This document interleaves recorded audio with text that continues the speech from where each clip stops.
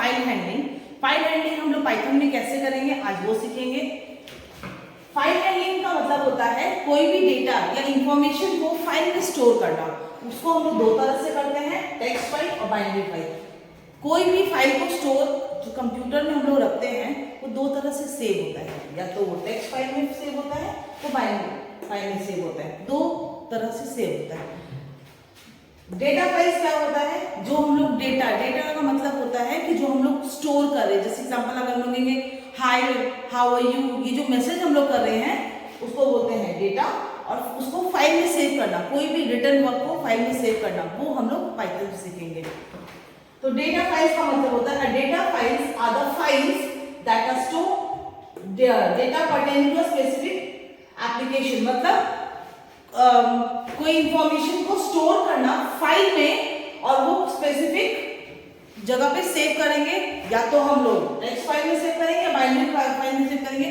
क्यों करते हैं, अगर हम लोग सेव ना करें तो फ्यूचर में हम लोग को वो फाइल्स मिलेगा नहीं। आज हम लोग लिख देंगे, जैसे एमएस वर्ड में हम लोग टाइपिंग करते हैं हाय हाउ आर यू, हम लोग अपना बायोडाटा, रिज्यूमे, स्कूल का प्रोजेक्ट सब जमा, अगर सेव नहीं करेंगे तो फ्यूचर में उसको यूज नहीं कर पाएंगे।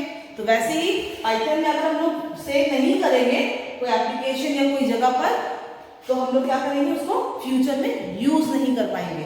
तो हम लोग का दो तरह का फाइल है, text file, binary file. Text file है ह्यूमन, जो हम लोग रीड कर पाते हैं, ये है ह्यूमन रीडेबल, जो हम लोग इंग्लिश पढ़ते हैं वो उस फॉर्म में रहता है। वेयरएज बाइनरी फाइल जो होता है वो इस तरह से सेव होता है कि अगर हम उसको ओपन करेंगे उस फाइल को, उसको हम रीड नहीं पढ़ पाएंगे, आप या हमको समझ नहीं आएगा कि एग्जैक्टली वो लिखा क्या है। तो टेक्स्ट फाइल क्या है, वो इंफॉर्मेशन स्टोर करता है ASCII में या यूनिकोड कैरेक्टर्स। अब होता है ASCII एक कोड है, यूनिवर्सली ये आइडेंटिफाई होता है। हर एक characters ABCD, capital ABCD, small ABCD, हम लोग जो भी लिखते हैं वो सब किसमें स्टोर हो, वो है एक एक कैरेक्टर जो भी है वो उसका एक कोड नंबर दिया हुआ है। जैसे आप लोग अगर आप लोग बाकी लैंग्वेजेस कभी किए होंगे या पाइथन का बेसिक चीज होगा तो आपको पता होगा कि ASCII में कैपिटल A हम लोग बोलते हैं कैपिटल A, स्मॉल a, लेकिन कंप्यूटर के लिए दोनों का मतलब अलग है। क्यों? क्योंकि दोनों का ASCII वैल्यू अलग है।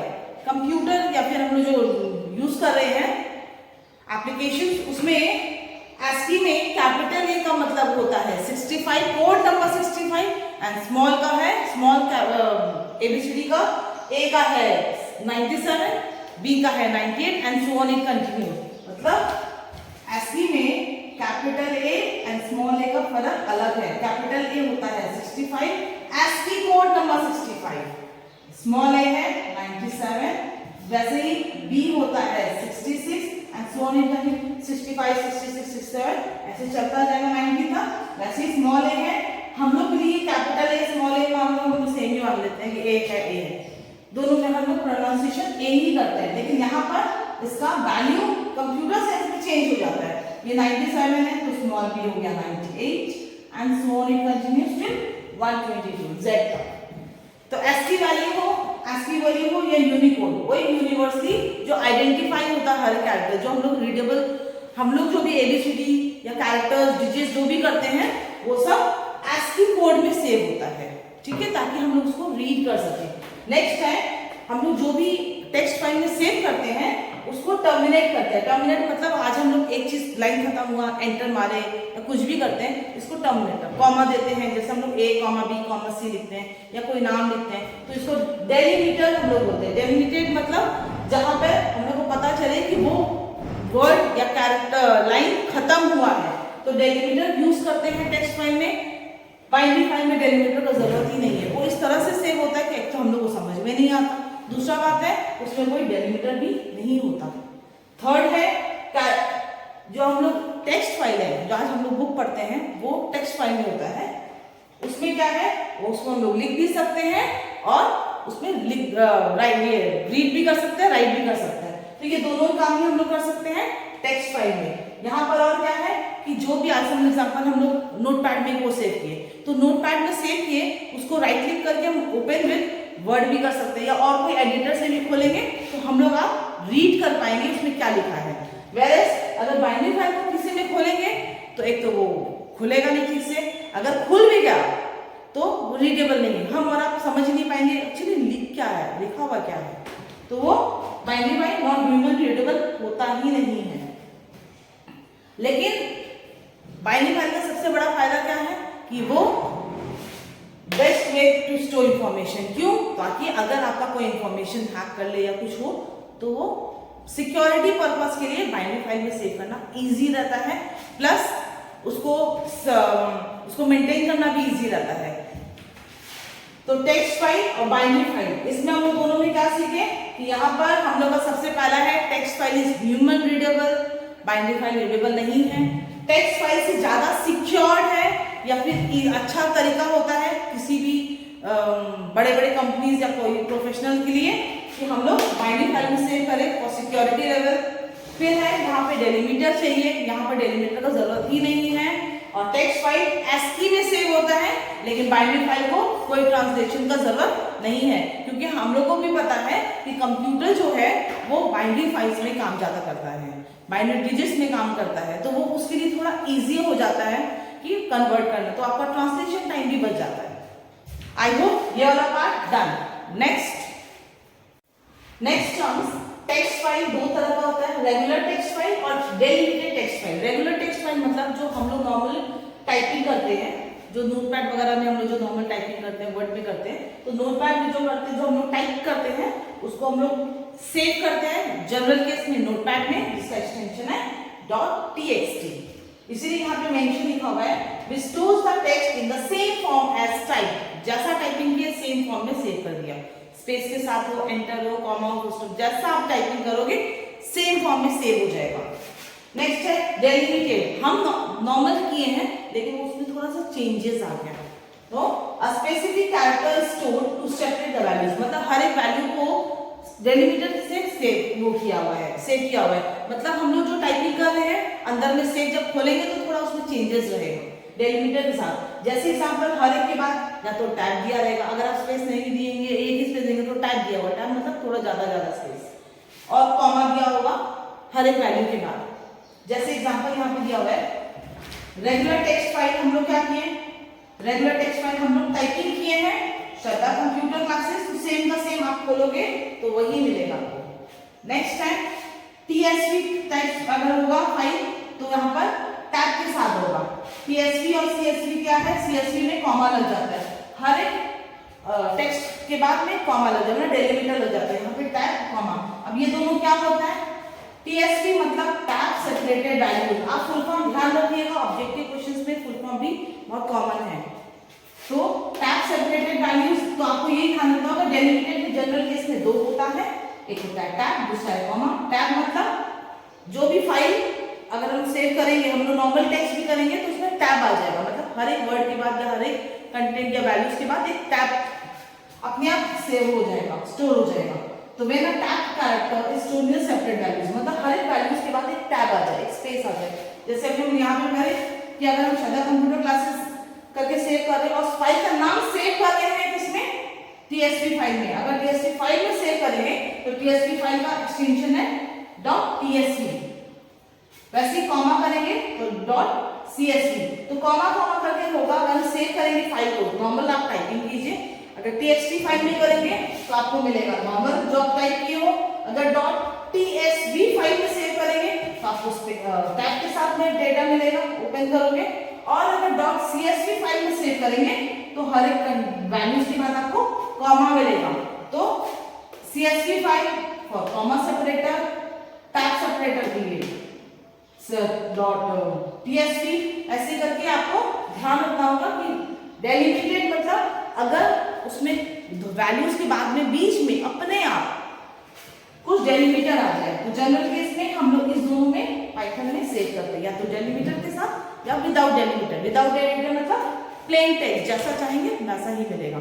आई होप यहाँ तक हो गया है, आपको कोई डाउट नहीं है।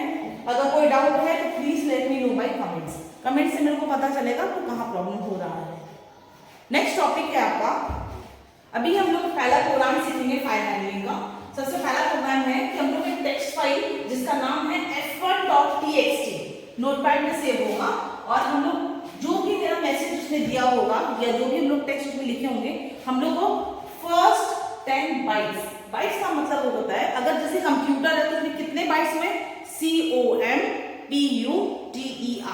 इवन स्पेस, कॉमा, ये सब भी इंक्लूडिंग होता है। तो हर एक को कैरेक्टर्स को हम लोग बाइट्स की तरह यूज करेंगे। तो यहाँ पर हम लोग क्या देखें कि एक फाइल है जिसका नाम है ये फाइल f1.txt, उसका 10 बाइट्स बना हुआ फाइल है मेरा ऑलरेडी, उसमें से खाली कंटेंट को निकालना है। कितना निकालना है? 10 बाइट्स। तो इसका कोड है ये, और इसका पाथ कहाँ है? ये मेरा फाइल है, ये मेरा फाइल का पाथ है, मतलब ये कहाँ सेव हुआ है। आपको पता है कि आपका डिवाइस में ड्राइव्स होते हैं, C drive, D drive, E drive, ऐसे अलग अलग ड्राइव्स होते हैं। तो आप एक काम करिएगा, ये प्रोग्राम करने से पहले डी ड्राइव को ओपन कीजिए और वहां पर राइट क्लिक करके नोटपैड बना लीजिए। राइट क्लिक करके आपका आएगा न्यू, नोटपैड का आपका आइकन नजर आएगा, क्लिक करेंगे और फिर उसको सेव कर लीजिएगा। कैसे? ये मेरा ऑलरेडी बना हुआ है, हम आपको अभी डेमो भी दिखा देंगे कि कैसे वो होता है ये प्रैक्टिकली। तो यहाँ पर हम अभी डी ड्राइव में f1.txt नाम का एक ड्राइव है कि डी ड्राइव के अंदर मेरा f1.txt फाइल सेव है। मतलब अगर मेरा एक ड्राइव है डी ड्राइव, उसमें f1.txt नाम का एक फाइल सेव है, f1.txt नाम का एक फाइल सेव है। और उसमें क्या मैसेज हमने लिखा हुआ है, ऑलरेडी पहले से लिख के रखे तभी ना रीड कर पाएंगे। तो वहां पे लिखा हुआ है welcome students, enter, this is my first text file, full stop, next line, thank you. ये मेरा मैसेज ऑलरेडी f1 फाइल में हम लिखकर सेव कर दिए। अब इसको क्या करेंगे, ये मैसेज को अगर हमको फर्स्ट 10 कैरेक्टर्स को प्रिंट करना है तो कैसे करेंगे? पहले हम लोग क्या करेंगे, फाइल को ओपन करेंगे रीड फॉर्म में। तो उसका जो मोड होगा लिखने का नहीं, रीड करने का। मतलब हम लोग उसमें कुछ लिख नहीं सकते, उसमें जो ऑलरेडी लिखा हुआ है उसको रीड करना है। तो उसका मेरा मोड है, ये है मेरा रीड मोड। तो R फॉर रीड है, ये मेरा मोड है। हम लोग मोड के बारे में भी पढ़ेंगे फर्दर। तो रीड मोड में किसको खोलना है? मेरा D1 का f1.txt फाइल। तो इसको हमको ओपन करना है, इसको एनकाउंटर करना है, इसलिए R लिखे। तो इसको हमको ओपन करो रीड फॉर्म में। तो हम लोग उसमें सिर्फ कैरेक्टर्स रीड कर पाएंगे। तो वो जो लिंकर बना, जो ऑब्जेक्ट बना, वो किसमें, उसका नाम क्या बनाए हम लोग? File text one. तो शॉर्टकट मैंने कोई भी ले लिया, आपका मर्जी IXYBT जो लिखना है लिख सकते हो। तो जो भी लिखोगे आपको ध्यान रखना होगा कि FT1 मैंने लिखा है, आप चाहो F1 लिखो, T1 लिखो, जो भी लिखो। तो ये मेरा फाइल जो ओपन हुआ है उसका लिंक हुआ। S1 एक ऐसा जगह है, टेम्परेरी प्लेस है, जहां पर जो भी हम यहाँ पर रीड करेंगे वो यहाँ पे सेव हो जाएगा। तो अगर FT1.read करेंगे तो सिर्फ रीड होगा एक कैरेक्टर। हमको कितना कैरेक्टर्स रीड करना है? 10। तो यहाँ पे हम लोग लिख देंगे 10। तो इससे क्या होगा, रीड 10 मतलब फर्स्ट 10 कैरेक्टर्स या बाइट्स रीड कर लेगा। और वो कहाँ स्टोर होगा? यहाँ। इट्स समथिंग लाइक यहाँ पे फाइल है, तो मेरा एक टेम्परेरी प्लेस में, एक टेम्परेरी मेमोरी लोकेशन है, वहां पर वो 10 बाइट्स कितना हुआ? WEL 3 4 5 6 7 8 9 10। तो T तक मेरा आउटपुट आएगा वेलकम ST। ये एक टेम्परेरी मेमोरी में वेलकम ST। और वो कहां सेव होगा? मेरा ऑब्जेक्ट का नाम ये है S1। एक S1 एक टेम्परेरी वह जगह है जहां पर वेरिएबल है, लोकेशन है, जहां पे ये सेव हो जाएगा, एक्सट्रैक्ट होगा, इस जगह सेव हो जाएगा। और फिर हम S1 को प्रिंट करेंगे तो मेरा आउटपुट आ जाएगा वेलकम ST। तो यहाँ पर हम लोग बाइनरी फाइल में क्या देखें कि अगर हम लोग का ऑलरेडी कोई फाइल बना हुआ है तो हमको पता होना चाहिए कि वो फाइल कहाँ बना हुआ है। तो उसका फाइल का ओपन करेंगे पहले उस लिंक के थ्रू। अब हम लोग को लिखना है तो W लिखते हैं, W फॉर राइट, और रीड करना हो तो R। वो कौन सा मोड है? Read mode. अभी फिलहाल हम रीड मोड किए, हमारा पाथ दे दिए। तो जो फाइल है उसको हम लोग लिंक कर दिए किसके थ्रू? FT1। मतलब FT1 को यूज करेंगे तो फाइल आराम से हम लोग ऑपरेट कर पाएंगे। अब S1 एक मेरा एक ऐसा लोकेशन है, एक ऐसा वेरिएबल है जहां पर जो भी हम रीड करेंगे वो उस जगह पर जाके सेव हो जाएगा। तो हम लोग FT1 मतलब फाइल का रीड करो कितना बाइट्स? 10 बाइट्स। तो 10 बाइट्स रीड किया, उसमें जो भी मेरा एक्सट्रैक्ट हुआ वो मेरा S1 में जाके स्टोर हो गया। अब S1 में जाके स्टोर होने के बाद हम लोग S1 को प्रिंट करेंगे तो मेरा आउटपुट आ जाएगा। आई थिंक यहाँ वाला पार्ट में कोई दिक्कत हो तो please let me know by comments, क्योंकि कमेंट्स लिखोगे तो मुझे पता चलेगा कि एग्जैक्टली आप लोगों को क्या समझ में आ रहा है, नहीं आ रहा है। नेक्स्ट है हमारा यहाँ देखिए हम लोग देख रहे हैं कि जो कोड मैंने अभी आपको बोर्ड में सिखाया है वो सेम का सेम हम लोग पाइथन में टाइप किए और हम लोग रन करेंगे। इससे देखिए आपको कितना है, हम लोग यहाँ पर बाइट्स, कितना बाइट्स हम लोग चेक फाइल में लिखे थे, 10 बाइट्स, और वो f1.txt, f1.txt मेरा ऑलरेडी ई ड्राइव में बना हुआ है। तो देखिए 10, 1 2 3 4 5 6 7 8 9 10 including the space. Space include करके ही हम लोग 10 बाइट्स लेते हैं, because space is also a bite.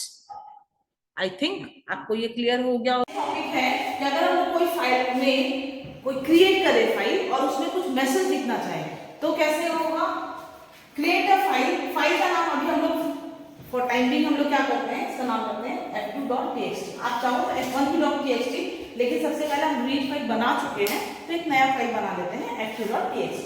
तो ये हमारा फाइल का नाम है एंड सेव अ मैसेज, एक मैसेज लिखेंगे f2.txt में, उसको फिर सेव कर देंगे और फिर चेक करेंगे कि क्या उसमें वो फाइल जो सेव हुआ है उसमें वो मैसेज सेव आया कि नहीं आया।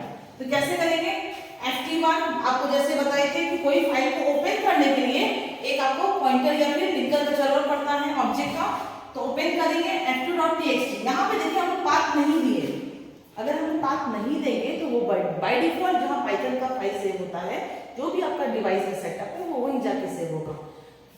अगर आप चाहते हो कि मेरा डी ड्राइव में ही हो तो आपको इसको पाथ लिखना पड़ेगा d:f2.txt।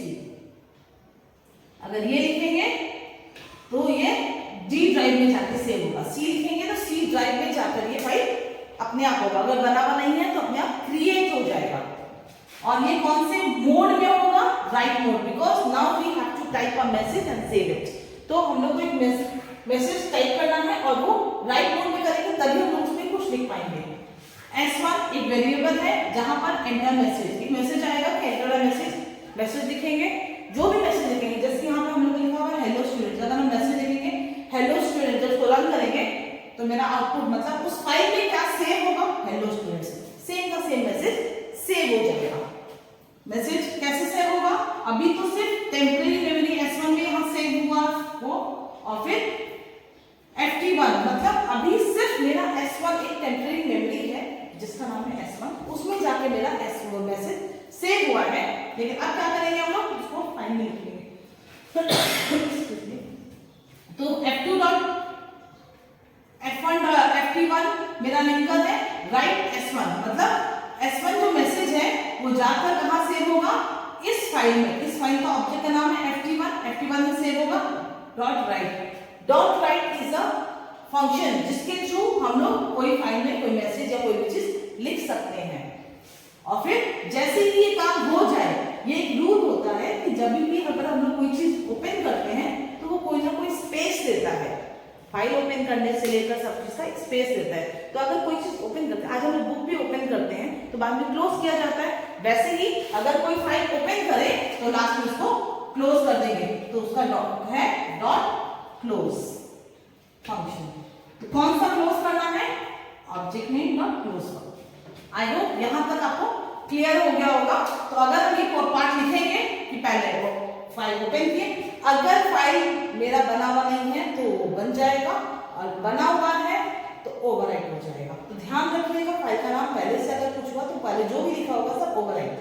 तो f2.txt पहले मेरा फाइल ओपन हुआ, नया बन गया क्रिएट, अगर नहीं हुआ उसमें हम लोग कोई मैसेज लिखना चाहें तो पहले मैसेज को एक वेरिएबल में रखो और फिर उस वेरिएबल को राइट फंक्शन में डॉट राइट फंक्शन के थ्रू हम लोग उसमें राइट कर लेंगे, और फिर जो मेरा फाइल ओपन हुआ है उसको हम लोग क्लोज कर देंगे।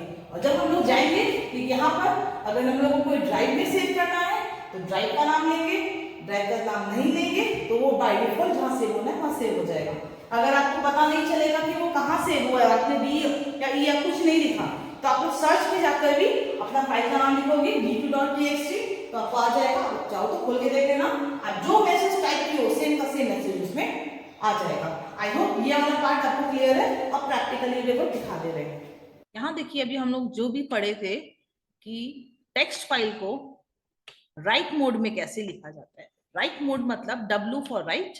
हम लोग टेक्स्ट फाइल को ओपन किए, टेक्स्ट फाइल का नाम है मेरा f2.txt। इसमें हम एक मैसेज लिखना चाहते हैं और वो मैसेज कहां पर सेव होगा, f2.txt फाइल में। तो यहाँ पर चलिए पाइथन में हम लोग टाइप कर दिए, रन में आए, रन कर दिए, एंटर मैसेज, हेलो स्टूडेंट्स। हम 3 डॉट्स भी दे दे रहे हैं, मेरा मैसेज दिखा गया। अब ये कहां सेव हुआ हमको पता नहीं, क्योंकि यहाँ पर मैंने कोई पाथ नहीं दिया। F2, देखिए यहाँ पे f2.txt फाइल बन गया है और txt लिखने का जरूरत ही नहीं पड़ा। ये देखिए हेलो स्टूडेंट 3 डॉट्स। तो जो भी मैसेज हम लोग टाइप करेंगे वो पूरा का सेम टेक्स्ट फाइल में बन जाएगा। और .txt नोटपैड का एक्सटेंशन है।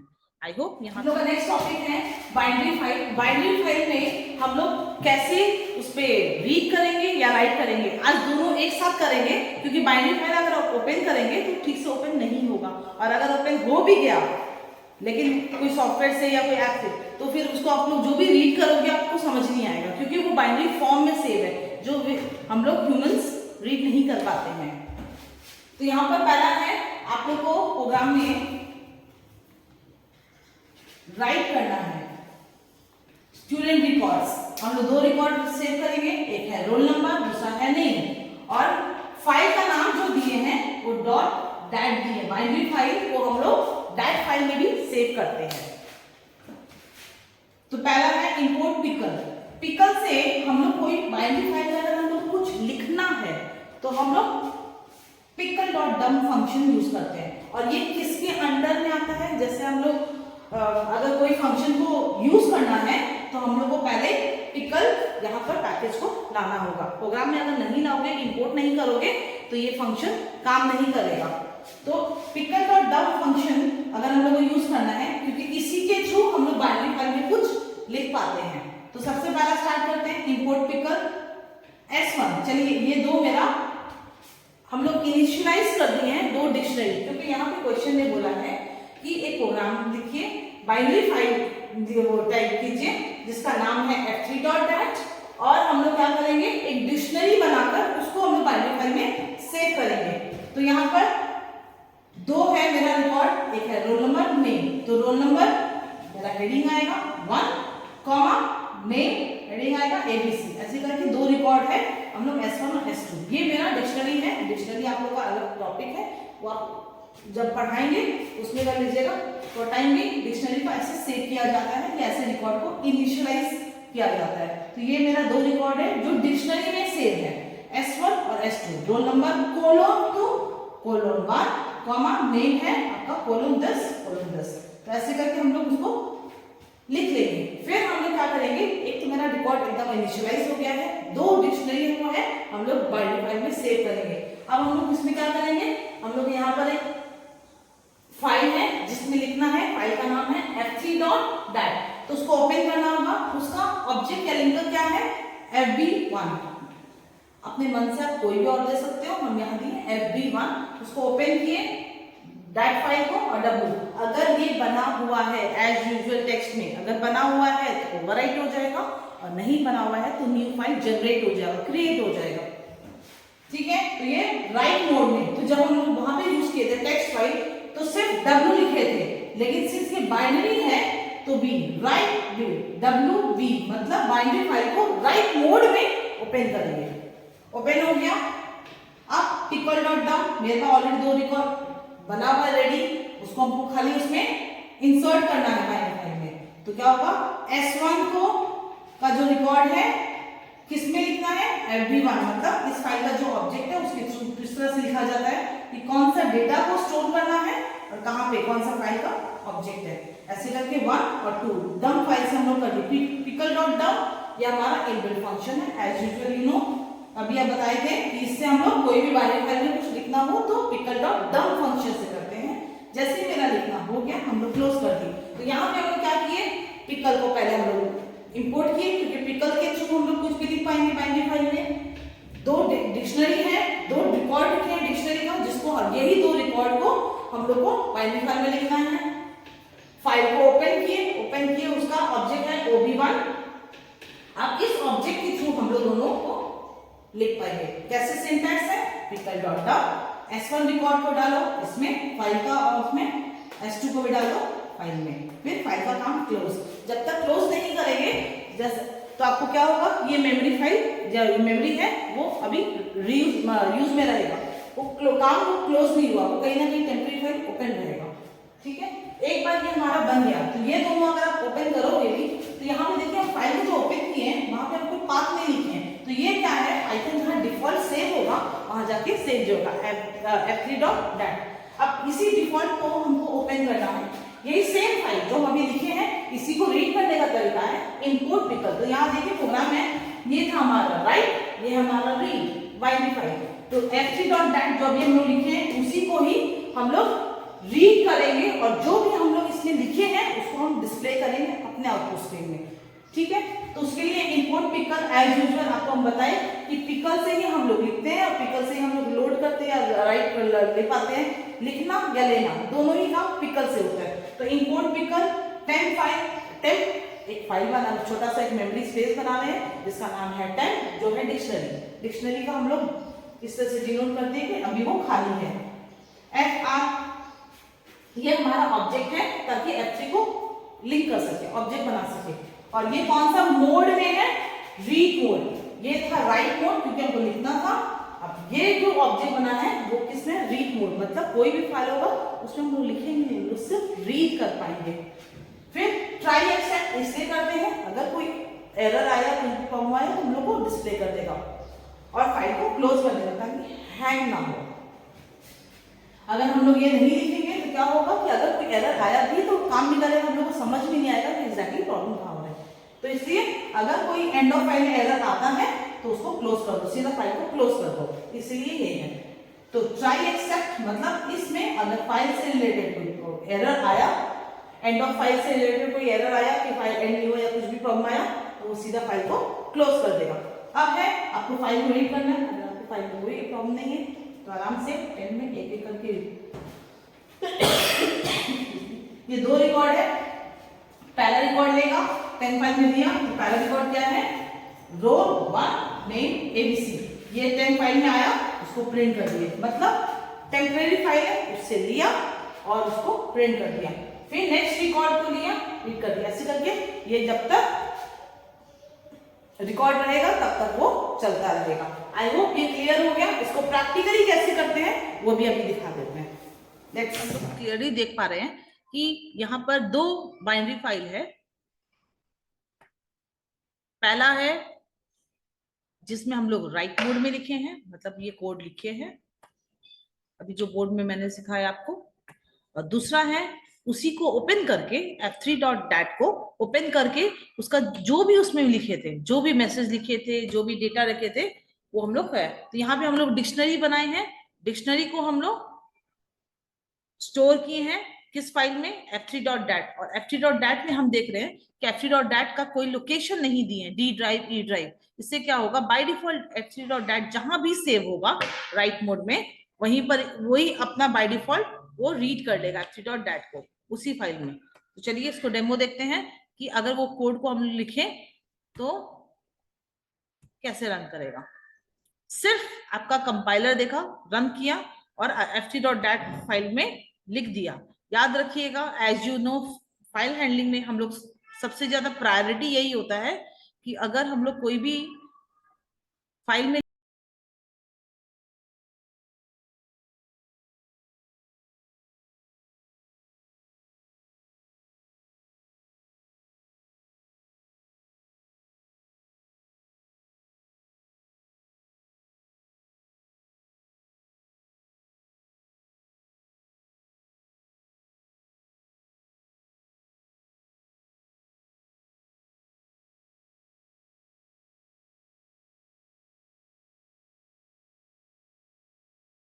नेक्स्ट है, आज अभी तक हम लोग जो भी सीखे हैं टेक्स्ट फाइल या बाइनरी फाइल, आपको पता है मोड्स, तो डिफरेंट मोड्स जो है उसको आपको थोड़ा सा ध्यान रखना होगा कि आपको किस मोड में ओपन करना है फाइल को।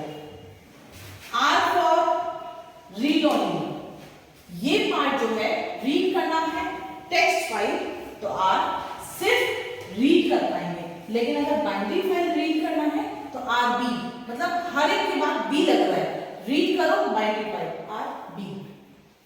राइट के लिए, टेक्स्ट फाइल के लिए है W और बाइनरी फाइल के लिए है WB, B for binary file. तो जब भी हम लोग बाइनरी फाइल ले लेंगे तो देखिए अगर ये रीड मोड है, रीड ओनली, राइट के लिए W, लेकिन बाइनरी फाइल के लिए B लग जा रहा है, RB, WB, AB, A for append. अगर कुछ मॉडिफिकेशन करना है, ये करना है तो AB।